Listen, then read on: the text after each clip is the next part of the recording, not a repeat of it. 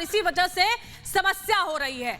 इस तरह के शब्दों का इस्तेमाल मौलाना तौकीर रजा की ओर से किया जा रहा है। हिजाब का ये पूरा का पूरा विवाद जिसको लेकर अब उनकी ओर से ये बयान दे दिया गया है। साथ ही साथ जीन्स और शॉर्ट्स पहनने पर भी उन्होंने एतराज जताया। क्या कुछ कहा, सुनिए।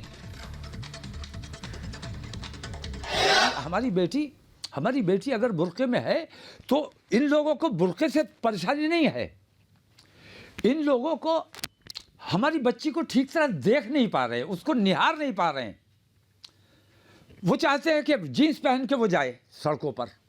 और जिस तरह मैं आपसे पूछता हूँ कि सड़क पर जो लड़की अर्धनग्न कपड़े पहन के निकलती है, क्या उसको उस पर जो नज़रें पड़ती हैं, क्या वो लोग उसको बहन या बेटी की निगाह से देखते हैं? इस किस्म का जो माहौल बना जा रहा है, तो आप शॉर्ट्स पहनाइए, स्कर्ट पहनाइए, हमें कोई दिक्कत नहीं है। हम पर्दा आप पे नहीं थोप रहे, हम पर्दा पहन रहे हैं, हमारे बच्चों को पर्दा पहनने दीजिए।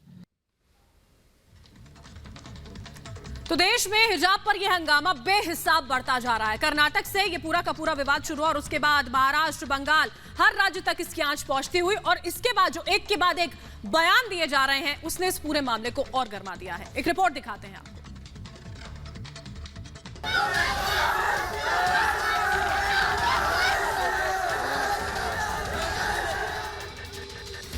हिजाब पर हंगामा, शहर शहर ड्रामा।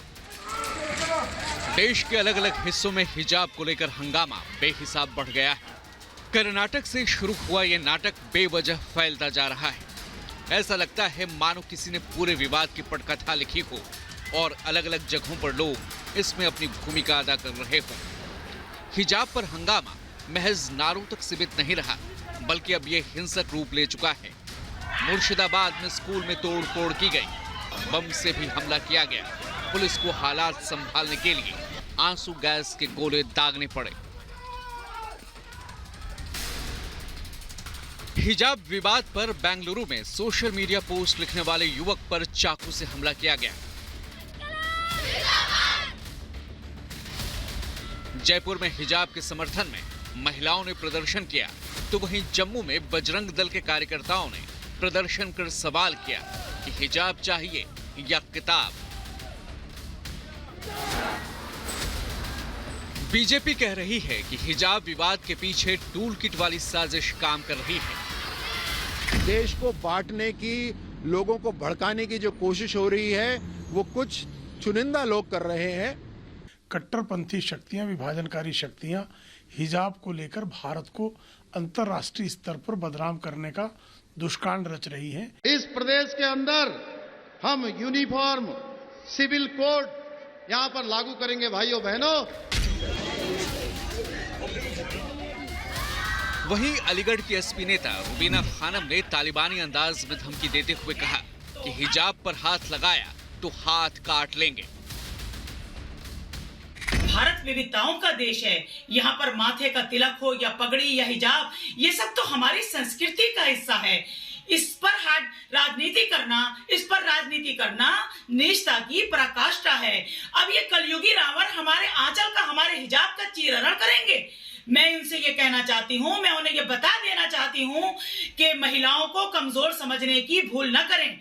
अरे सरकार चाहे जिस पार्टी की भी हो, लेकिन महिलाओं के आंचल पर या उनके हिजाब पर हाथ डालने का दुस्साहस करोगे तो हम झांसी की रानी और रजिया सुल्तान बनकर तुम्हारे हाथ काट डालेंगे।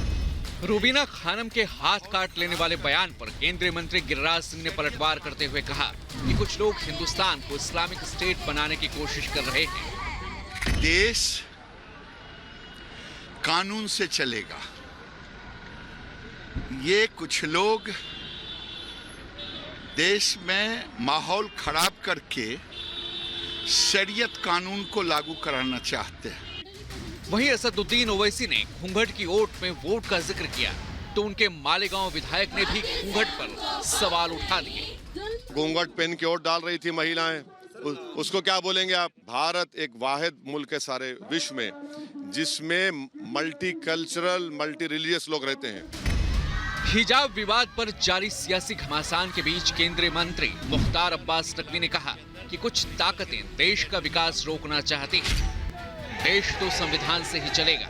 जो हिजाबी हुड़दंग है और तालिबानी हिस्टीरिया है, इसी स्कूल के अंदर, इसी क्लासरूम के अंदर प्रिंसिपल के रूम में ही बैठकर ये काम करेंगे।